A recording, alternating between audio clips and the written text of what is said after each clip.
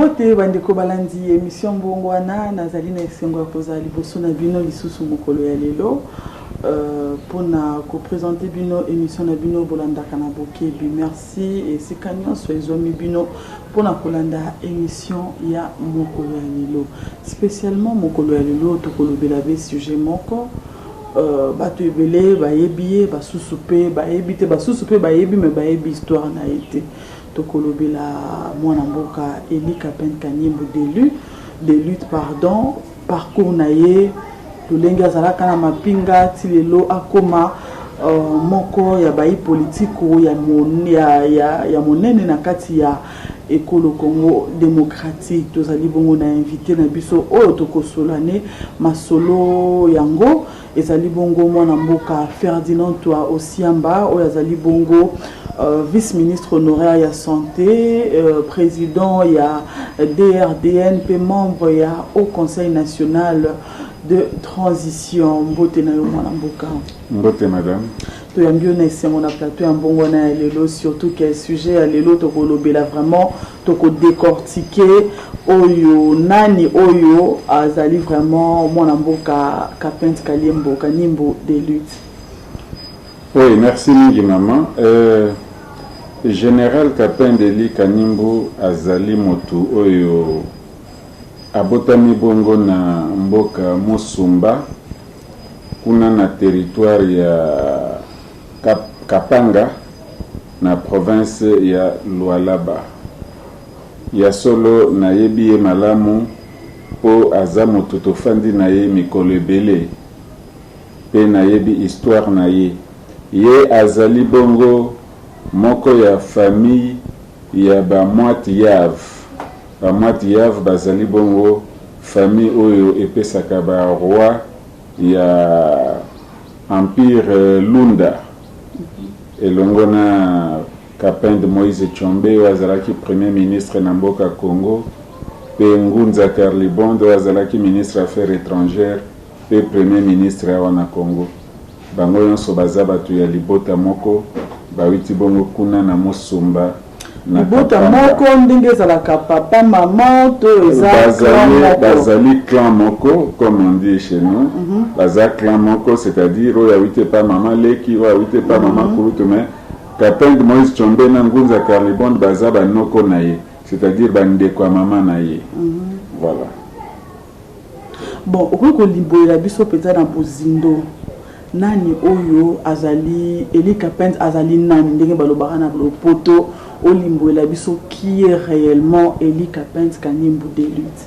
Ya solo maman général Kapende Eli Kanyimbu na ko benga général po ete alekisi carrière na ye nyonso na mosala ya soda.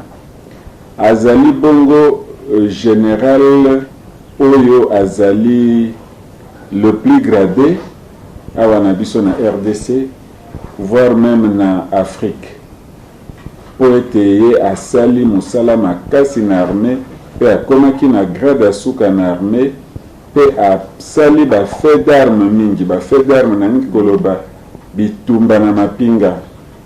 Général Kapende Kanyimbu abundi mingi na mboka bapaya na mboka na biso awa kokende mosika. Par exemple abundi mingi na Angola, abundi awa na RDC, abundi na Inde, abundi na Indonésie, pe bipai nyonso akenda bitumba longaka sauf na Indonésie motu oyo balandaki kuna na bitumba akufaki pendant la guerre.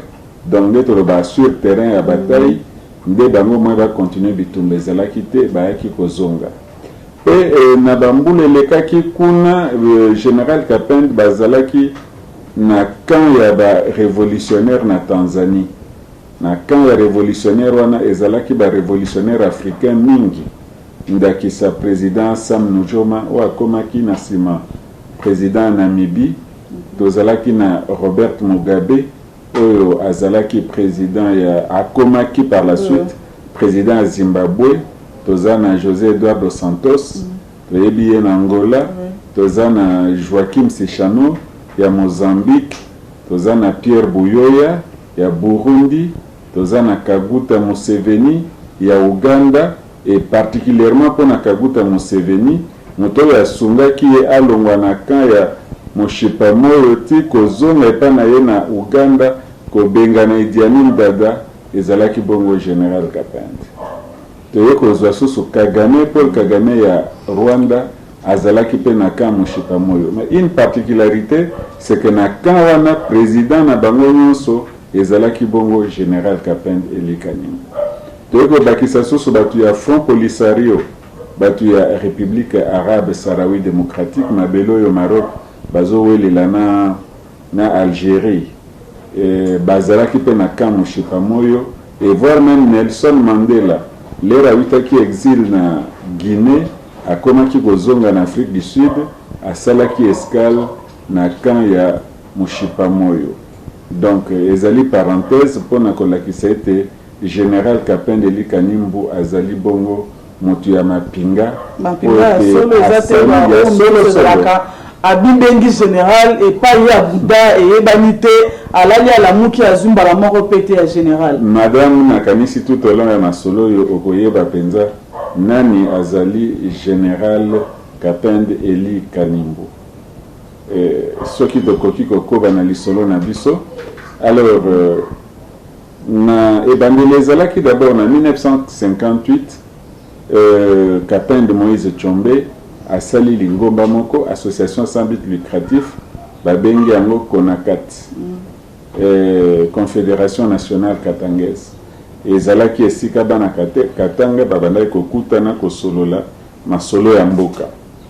Et kokoma na 1960 Congo ezwi bongo indépendance.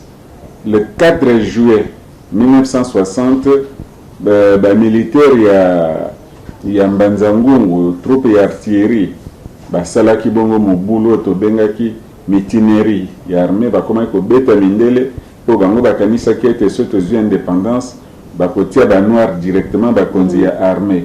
Nzoka ezalaki bongo te batombokaki babandi kobeta mindele pe le 11 juillet 1960 Katanga est proclamé indépendance na yango et sali sécession elongwe na Congo et comme république à part. Président de la République à Katanga nini Kapende Moïse Tshombe. Alors makambo et bandaki wana et komaki guerre entre Kinshasa na Lubumbashi. Babundi guerre ti ONU amoni ke no bitumbana ekosila entre les deux parties te ONU ayeko kota bitumbana pour que Katanga ezonga na Congo. Babundi tetete et yaki kokoma l'air moko secrétaire général de l'ONU Monsieur Dag Admarger, qui est suédois, a joué avion à Kinshasa pour akende Lubumbashi. Malheureusement, avion n'a eu comme quitté et qui est koya et pas koya qui peut to éviter mais na sima bato ba ko loba ete koya ki bongo na Angola. Donc secrétaire général ONU a kufa pona bitumba il y a sécession katangaise. Alors après bitumba ya ki kosila na sécession esili na 1963. Kapende Moïse Tshombe a ke exil na Espagne pe atiki bongo sécession wana atiki bambongo pendant la sécession asalaki mbongo na ye asali drapeau na ye asali mampinga na ye mampinga ne babengaki bango ba diabos ou ba gendarme katangais ou alors ba tigre bazalaki na kombo misato atikaki biloko wana nyonso yakende kofanda na Espagne. Na 1964 élection moko générale esalemaki awa na Congo. Alors Kapende Moïse Tshombe ayaki pona ko participer na l'élection. Asali parti politique na ye Konako, Confédération nationale congolaise. Et logo Konakat. Et logo Konakat et komi Konako. Baké na l'élection Kapende Moïse Tshombe a gagné l'élection na parti politique na ye. Donc abinisi ba député ebele koleka la partie nyonso. Donc d'office a commis premier ministre. Alors il y a Salaki coalition na Bako, il y a président Kasavubu, PMNC, il y a Patrice Emery Lumumba.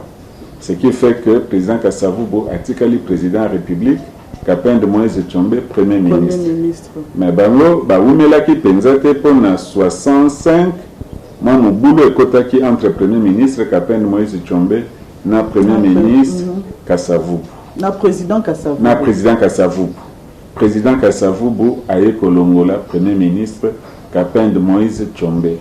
Mobulo Ekotaki, lieutenant-colonel Joseph Désiré Mobutu a eu le coup d'État le 24 novembre 1965. Président Kasavubu Azonge Panaye na Boma akeko fanda kuna pe premier ministre Kapende Moïse Tshombe Azongi Katanga. Kuna na Katanga Kapende Moïse Tshombe azwaki libota na nyonso famille na ye nyonso na mampinga na ye ba tigre akotisi bango na mutuka ti na Luanda na Angola atiki bango kuna ye azwi pepo azongi Espagne kofanda kuna. Alors tango bakomaki ndia memaki bango kuna ezalaki mpona koassure sécurité na bango bien mpona kobanga eloko mosusu bakendeki exil parce que Mobutu azalaki capable ya kosilisa basoda nyonso wana mpe kosala famille na ye mabe yango atiaki bango à l'abri amemaki bango na exil na Angola. Alors il faut dire que l'ère bango bakomi na Angola bakokuta ba parti politique ya Angola bazobunda. Donc ndewana pardon tokosongela mo muke ndewana kokende na bango Angola ezalaki à partir ya tango wana. Voilà. Kokende na bango exil na Angola eza à partir ya wana. Tango bakomi na Angola bakuti ba parti politique ya Angola eza kobunda pona indépendance. Bakuti bongo MPLA, Mouvement pour la libération de l'Angola, il y a président Agostinho Neto, bakuti UNITA, Union pour l'indépendance totale de l'Angola, il y a Jonas Savimbi, et bakuti FNLA, Front pour la libération de l'Angola, il y a Holden Roberto. Trois partis wana ebandaki ko bundana Angola po batala nani ya ko gagner indépendance. Mais il faut dire que l'ère basoda bazo bunda kuna na Angola bakonzi ya ba parti nyonso wana bazalaki awa na Congo, donc ba état major politique ya ba parti bazalaki awa na Kinshasa na Congo. Yango tokamwaka mingi ndenge nini bangolais babenganaka biso na Angola soki bamoni congolais baza ko maltraiter ye alors que bango bafanda awa tranquille na bakomi neti Nchili Ngiri, Bumbu, Selemba, bangolais bazalaki kuna ebele vers les années 70. Bafanda kitoko mutabenganaki bango te na kimia nyonso. Mais lelo bango bato bazonyokola ba congolais na Angola. Likambo wana toyebaka ngo tina te.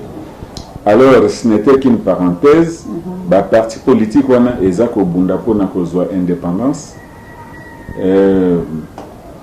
Ba tigre o ba witaki na Katanga l'air ba pays bango ba koti na ngambo ya batu ya MPLA bakomaki kobunda ensemble na MPLA pona kozwa indépendance na Angola babundi titi na 1969 président premier ministre Kapende Moïse Tshombe aki kokufa na Algérie. Donc bakosaki en Espagne non Congo bazana besoin na yo bazongisa yo premier ministre bakotisi na avion ti bakomi na Algérie bakiti wana toyebeloko basalaki ete mais akufaki par une crise cardiaque. Alors bato bakendeki Angola parti ekendeki Angola Konako ba changer kombo bakomi FLNC, Front pour la libération nationale du Congo. Nde ba continuer bitumba na bato ya MPLA tito komi na indépendance ya Angola en 1975 to 1975. Alors qu'est-ce qui s'est passé? ONU a l'obéité ba soldat nyonso ya FLNC donc ba tigre il faut bazonga na Congo pour Angola zwa indépendance na kimia et puis indépendance ba kopesa ngo na UNITA, c'est-à-dire na Jonas Savimbi. Alors, un jour avant l'indépendance, batu ya MPLA baye komona batu ya FLNC babino bino soki bozongi na Congo Mobutu akokanga bino akoboma bino. Isere nieto fanda wana Angola to bunda to boto l'indépendance oyo balingi bapesa UNITA biso tozwa yango nde toyeba kokabola pouvoir ensemble. Batu ya FLNC bamonaki yango malamu babi bon ça va tokosala bongo. Alors indépendance ezalaki le 1er novembre 1975, mais le 31 octobre 1975 vers 4h du matin ba tigre ba attaquaki bongo quartier général ya UNITA na Luanda, attaqué quartier général ya ONU na Luanda, et puis batindi basoda mususu bakena aéroport ko panza ba avion oyo ya ONU, pe ba président oyo ba ye célébration ya indépendance ya Angola. Bango so bazalaki déjà na Luanda, bafandaki na balali na hôtel, mais na aéroport kuna makambo ezo salé. Wana ba tigre basalaki yango. Ba tigre batu basalaki yango. Na moto na bango général wana ezalaki général Mboum Nathanael, pe adjoint na ye général Capin Deli Kanimbo. Pe na tongo na ba 8h ba président oyo bayaki indépendance ya Angola, bango nyonso bakoti na salle pona ko célébrer indépendance. Ba tigre bayaki na salle wana ba beti masasi likolo, ba président nyonso balali na se. Alors balobaki balukaki président Agostino Neto ya MPLA zawa pi mutu moko alobi abombani epa mwasi moko boye bokende kozwaye bake kozwaye président Neto azoya azolela bobo mangaite bakomi ana bapesi texte ya kotanga na radio mpona koproclamer indépendance ya Angola, bakeni bamemaki na radio a proclamer indépendance ya Angola, pe na cité batu babeti maboko basepeli babini au moins pendant un mois. Même awa na Kinshasa bangolais bazalaki na matete na quartier de bonhomme na njili na ngiringiri na bumbu basepelaki babinaki ti un mois après bakamio bandi kozwa bango bazonge pa na bango pe Angola ezui indépendance. Alors là aussi je voudrais souligner une chose, c'est que nos frères angolais bayeba ke bazwaki indépendance pona ba congolais to côté là ki bango ba tigre batu bapesi bango indépendance. C'est une histoire vraie. Batu na ba kolo na bango ya mboka bakoyebisa bango ba tigre batu bapesaki bango indépendance. Lelo ndenge baza ko maltraiter ba congolais na Angola. Dernièrement tolandi na ba réseaux sociaux, une jeune fille azokende Angola, ba militaire angolais ba violé d'abord, après ba tiki azokende mutakala pe ba beti masasi ko sakana na motu ndenge wana eza malamu te. Baza batu biso to sungi, mais bango le ba sunga biso bazo zongisa biso kaka makambo na monnaie de singe. Bazo futa biso en monnaie de singe, nos amis angolais eza kitoko te. Alors, tozo continuer l'histoire à général Capin Deli Kanimbo. Histoire na oyo tali parcours na ye na kati ya parcours na ye. Armée. En 1977, ba tigre balobi non, il faut ba libérer pe Zaïre ya Mobutu. Bango bazwaki manduki na bango, bayaki ti bakoti bongo kaka na province ya Lualaba. Pour objectif na sima ya kotika Angola lokola pays indépendant. Voilà. Et j'ai oublié une chose, l'ère bazu indépendance, batu ya MPLA bayebisaki batu ya FLNC boye, lokola bosungi biso tozu indépendance, toko diriger mboko yo entre MPLA na FLNC. C'est-à-dire, par exemple, na poste à gouverneur, ceux qui montent à MPLA, aza gouverneur, vice-gouverneur, aza montent à FLNC. Ceux qui montent à FLNC, aza gouverneur, vice-gouverneur, montent à MPLA. Ba signa ki ba papier, ba corps, je pense que ba corps wana est valable ti lelo. Alors, comme en 1977, ba titre ba libéré Zaïre, ba yaki, bango ba zwaki bongo Lualaba, ba ville nyonso ya Lualaba.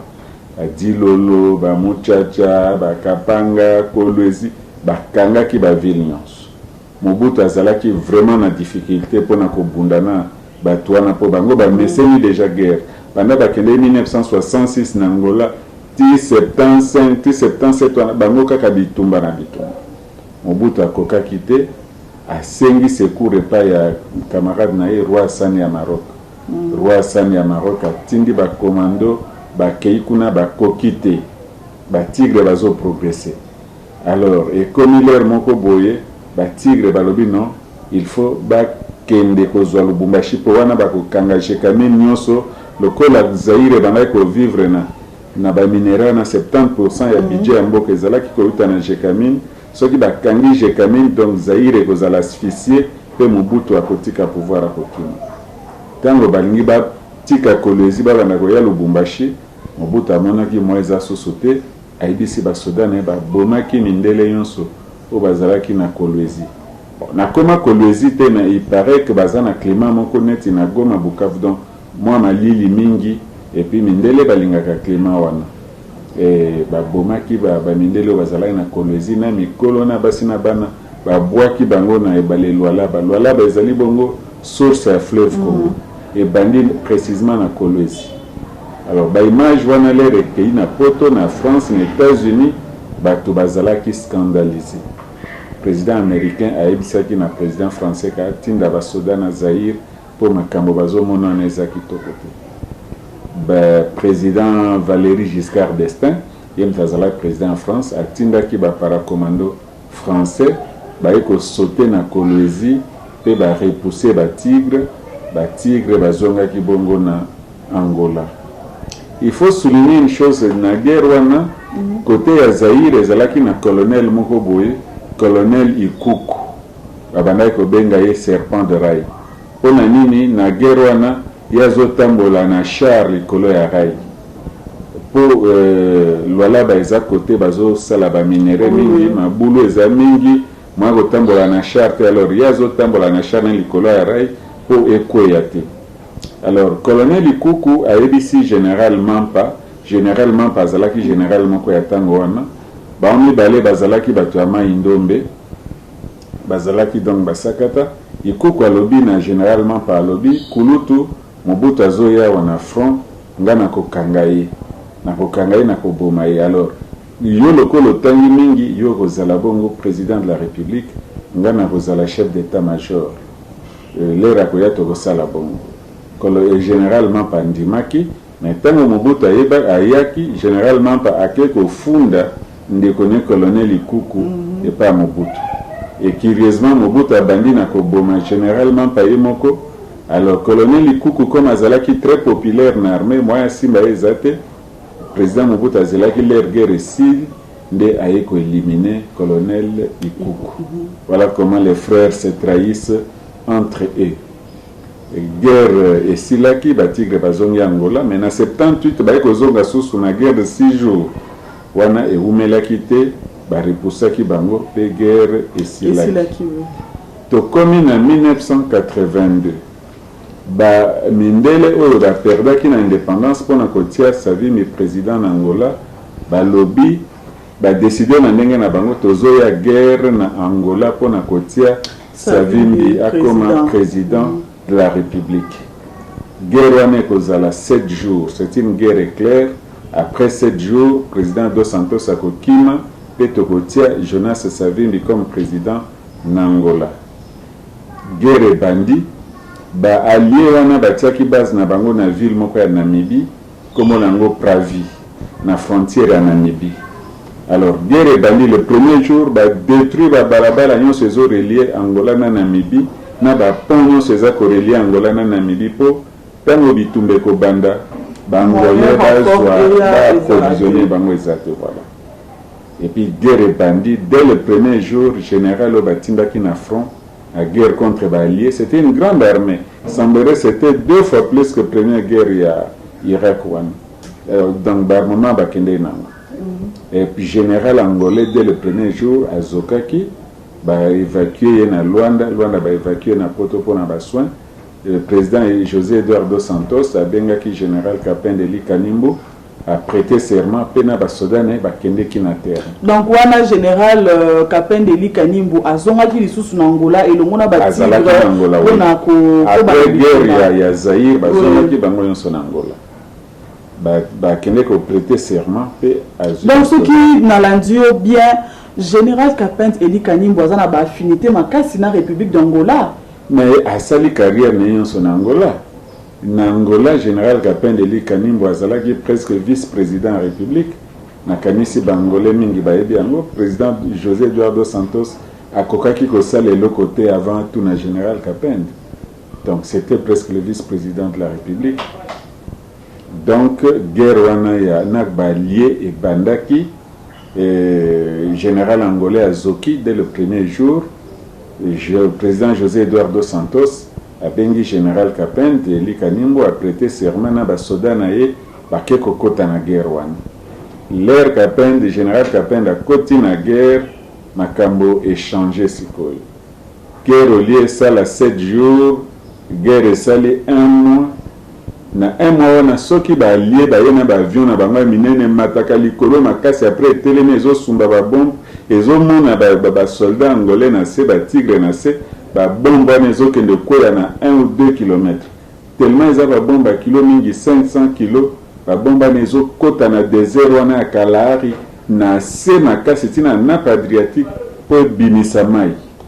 Et comme il fait chaud dans le désert, basoda bazobunda moi makasi mai ezobima na désert pe basolda batigre baza koprofite na mai wana mpo bamela pe basokola. Guerre eumeli 1 mois 2 mois na Angola baza na eko moko te ya makambo ezoleka sur terrain. L'heure bakoti na 3e mois, général Kapenda a changé stratégie. Il y a guerre bakomi kobunda de 6 heures à 6 heures, c'est-à-dire sans repos. Soki babandi 6 heures à leloti 6 heures à lobi bazo bunda kaka sans repos. Et comment ki wana ngai et pas ya mindele po mindele babundaka bobandi 6 heures ti 12 heures bokati bopemi bake kolia bameli mwa whisky nini après 14 heures bazongi sur le champ de bataille. Mais wana comment ki guerre 24 sans heures repos sur 24. 24 heures sur 24. Mindele bakokaki lisusu te bakimi tina base na bango ya Pravi na Namibie. Batigre balandaki bango tina base wana ya Pravi na base wana Mindele bakimisaki ba avion ya minene wana mais ba hélicoptère de combat ba char nyonso batiki ezate mingi tomoni na Afghanistan ba saboter biloko etikali non na Pravi bazalaki na tanko saboter te adversaire a progressé ennemi aza ko progresser na sima bango bakimi directement biloko bakei batigre baye ko boto la base oyo ya balie na Namibie base a Pravi bakuti biloko akolia masanga soda sali 3 mois na désert aye ko kuta biloko akolia akuti masanga bameli balangwe batindi général Kapenda bengi président dos Santos na Angola aya ko signer cesser le feu pour gagner guerre. Président dos Santos a dit mais bino bosi bokufa kala cesser le feu ni botozo ya ko signer. Général a dit c'est notre gagner guerre. Bo gagner guerre. Président dos Santos a tindaki hélicoptère moko ya reconnaissance et moni drapeau ya Angola ko pepa na Pravi bazongi bake ko yebisa ye. Président dos Santos nde atindi ministre moko baye ko signer cesser le feu na mboka wana Pravi. Armée angolaise ezui butin de guerre donc hélicoptères de combat, chars, armes, munitions, tout ce qu'ils ont trouvé là-bas, mené en Angola. Madame Tala place puissance militaire en Angola et Witaki. C'est après la guerre contre les Alliés. Les Alliés, on a bazalaki ba pays et belé, ya mindele na gotanga kombo na bangote, et ce qui fait que na bamboka wana nyonso balbine quel est ce général noir qui peut battre une coalition internationale. Alors, bazwaki ba photo ya général Kapenda Kanimbo, batie na ba manuel ba livre na bango ya histoire. Pour ete bana kelasi ba yekola général wana ndenge biso to yekolaki Napoléon Bonaparte, Charlemagne, Richard Cœur de Lion, ba grands généraux européens ototanga na histoire wana. Bana mindele pe ba yekola général Kapenda. Et il y a de cela 4 ans passés, dans la conférence nationale souveraine et Silaki, le général Kapenda kende kotika ba résolution na ambassade moko boye, ambassade moko ya munene, a komi na secrétariat na bango na réception, babi non, mutu azali aweza consul, to benga consul. Babenga ki consul wana, général Kapenda Kanimbo azali awangatika document. Le général Kapenda Kanimbo, ye moko consul wana ya Kimbangu, aye wana amoni général, atuni, c'est toi le général Kapenda Kanimbo, ye alobi oui. C'est toi qui es en Angola, alobi oui, ngam tanzalaki na Angola. Consul wana alobi, oh, mais là na yekola qui on a 4e secondaire. Là on vous voyez que par des photos, oh yo penzabi oui c'est moi. Si vous kozongi awa, bina zongi awa. C'est dire que réellement, on avait étudié le général Kapenda Kanimbo par des petits blancs. Non, mboka Ferdinand toi, mon parenthèse moroto fongola na ba exploitation so o lobby lolenge mona mboka général Kapend Eli Kanimbu de lutte amena ki na ba guerre notamment na Angola azalaki vraiment moko ya ba pilier na kati ya armée na bango. Biso a ne kolo Congo na est tozana bitumba e wumela mbula na mbula. Ba ko recourir na sagesse nete toi ko ya pe apporter une pierre de plus. On est à la Kimboka Bapaya, mais où les Amboka nae, Makila les autres en Est et le Congo démocratique, les Makila Bande Konae. Pourquoi ne pas à ça la locola Basala qui na Angola Poudan? Oui, madame, je pense que Wana et Zalinde Bakonzi, Batou Bako sollicité Aza Congolais, Aza na Makila. La moté ma moto avec les sons patriotiques. Après que ça, la moté, il y a Bandi que ça la premier pas. Non, à Kogi que ça là, mais il faudrait Basengaye. Asala yangopo leto zalaki na guerre ya Rwanda na Uganda na Kisangani na 2020 juin 2020 babengaki ye mutakende kosilisa guerre wana ya Rwanda na Uganda na Kisangani akei kuna na batigre batie kimia tango nkunda batware azui Goma je crois na 2012 babengaki ye akendeki. Dès le premier jour, il a repoussé un Kundabatoire à 80 km dans la ville de Goma. Le deuxième jour, un Kundabatoire a commis un siège dans fief naye Kiwanja. Le troisième jour, le tigre a encerclé Kiwanja et a kangi un Kundabatoire na batunaye, ba gap naye. Bazu Kundabatoire a pessé na maboko ya Monique. Monique bazu Kundabatoire ba kimisie na Kigali. Mais awa na Nchesa bazo epsa biso mukunda batoire akini azana Kigali. Non, ba azalaki na maboka MONUSCO nde batindi na Kigali kotinda. Donc soki lelo bakonzi basengi général Kapend Eli Kanimbu pona kotia kimia kuna na est, moi je crois que akosala ngo parce que c'est un militaire qui a beaucoup d'expérience na makambo etali bitumba nde na lobaki awa abundi partout à travers le monde. Akosala yango problème moko ezalité. Dans le Belasikoyo, le lenge atika ki Angola aye kozonga na Congo po lelo toyebi aza susu oui aza général ya mapinga mais statut wana akoma civil alongwa na armée atika akota na politique toyebi na mboka na biso moto o aza na politique akoye kosimba lisusu mandoki te. Effectivement, wana ezali mwa liboso mulai na masolo tozo solo mais soki tokolo bayango sikoyo azali bongo démobilisé. Azali démobilisé, azali na fonction militaire lisusu te, mais général de Gaulle tango na deuxième guerre mondiale tango a kimaki France a komaki na Londres pour na kosala appel à la résistance babandaki kobenga toujours général de Gaulle. L'ère deuxième guerre mondiale esili azongi na France a commis président de la République, babandaki kobenga toujours général de Gaulle. Til lelo babengaka toujours général de Gaulle. Le maréchal Mobutu. Voilà. Ezali ba fonction mutu a occupaki et lati na nzoto ndenge wana. Alors, je vais répondre à la question au Tunisiko maman, mais il faut tout l'an de l'histoire na biso ndenge kei. Après guerre contre Balié wana, secrétaire général ya ONU ako benga général Kapend. Po nkili mobime bangi noir bazu général oazo battre coalition internationale. C'est dangereux, ce type peut battre n'importe quelle armée européenne. Secrétaire général ONU a bengaki général Kapend, c'était Xavier Pérez de Cuellar. Abi mais yozo bundaka partout bona Zaïre ouitu ko bunda sous na coalition internationale, qu'est-ce que tu veux exactement? Général Kapend a ipsaki eloko ngana lingi ezali bongo démocratie et kota namoki. Olingi démocratie et na lingi démocratie. Secrétaire général ONU a zwaki bonne note pour instaurer démocratie na mokili. Or pour démocratie et kota na mokili, il fallait d'abord détruire le mur de Berlin. Parce qu'il y a des Kabola qui mokili en deux blocs.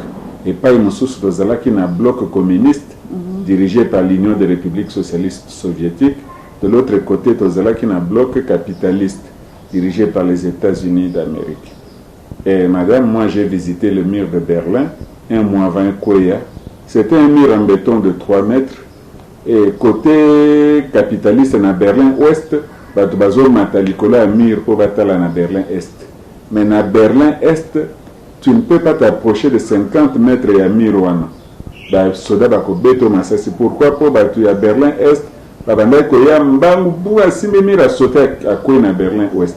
Ce qui a commis na Berlin-Ouest, kuna muta aussi m'a été accueilli. Et tout ça là qui 4 jours na Berlin-Est wana to noni situation bato ko vivre na communisme ezalaki pasi mingi. Communisme ezalaki système moko ya mabe. Et grâce à Nabituba Général Kapende, ONU baye ko décider bazongi sa démocratie na mokili. Yango to monaki mur de Berlin et koyaki to monaki apartheid en Afrique du Sud. Système où on a utilisé ségrégation raciale. Et Nelson Mandela abimaki na boloko suite ya Bitumba Général Kapende likanimbu to mokili ezwaki kimia pona kolongwa na bloc capital bloc communiste disparaître parce que Tolanda ki na sima et comment ki bongo Union des républiques socialistes soviétiques restait se panzanaki et botisi ba pays et belé ba comment ki indépendant lelo donc Bitumba Général Kapende likanimbu et pesi ba résultat et belé. Alors pona Congo wa ya lo bakikaka démocratie. Le 3 mars 1990, secrétaire général de l'ONU a bengisaki général Kapende na maréchal Mobutu na Belgique, bakutanaki na masolo pona makambo etali démocratie. Mobutu andimaki pona kozongisa démocratie na Congo. Et le 24 avril 1990, un mois et demi après, maréchal Mobutu a salaki discours ya nsele pona ko annoncer retour ya démocratie kati ya mboka na biso. Wana nyonso ezalaki komba ya général Kapende Eli Kanimbu. Tokomi kopusa na mwa muke pona kosukisa toyebi ete télévision ezalaka likambo ya ngonga tomoni ete tobanzi ete masolo esilite donc mbala nsima na numéro mosusu tokoluka ngonga ya kokoba penza na bozimbo ya masolo po toyebi tomoni vraiment lolenge otalisi biso général Kapende Eli Kanimbu de lutte azali vraiment richesse pour l'école Congo démocratique. Tobanzi ete ngonga ekozanga te ya kokoba na masolo oyo mwa liloba ya suka pona kokabwa na émission ya mokolo ya lelo. Oui, liloba ya suka ezali nakanisi général Kapende Eli Kanimbu azali motu oyo Congo lelo esengeli to batela ye malamu. Ko batela ye malamu signifie que l'État a pesa ye ba honneur o ezali na rang na ye. Po aza bato baza rare na mokili. E biso tozwi chance ya kozwa motu ya makasi bongo to batela ye ko soutenir ye soki na mboka mosusu aza motu moko l'État pesa ye ba subvention pona ndenge na ye ya kofanda ya kolia ya komela l'État s'occupe nango parce que asali mingi na mboka na biso ndenge lobi lisolo esilite na nsima nde tonga émission koya tokotalisa bato sikoyo après avoir kobunda na Angola ndenge nini général Kapende Eli Kanimbu aye kobunda awa na Congo démocratique. Merci mingi, merci bandeko balandi to bandi ete utikali na ndenge balobaka bozana nu posa esili binote ya koyeba penza na bozindo ndani oyo azali bongo général Kapende Eli Kanimbu de lutte tokokoba na mikolo ezali koya tokoluka ngonga pona kosilisa penza lisolo oyo. Merci mingi na bino baye bozalaki ebele liboso ya ba poste télévision na bino pona kolanda émission ya mokolo ya lelo. Merci na équipe technique Obasungi Biso, Mike Kamwaka na réalisation, Pati Ntsumbu na montage final. Merci Freddy Takidi, Azabongo, héros dans l'ombre, toujours. Un grand merci na bino bandeko balandi ya YouTube, ya Canal Kin Télévision. Émission Oyobozo en rediffusion, mokolo ya mercredi, na bangonga ya 11h30. Entre temps, Botikala toujours branché et connecté na Canal Kin Télévision, Télé Vérité.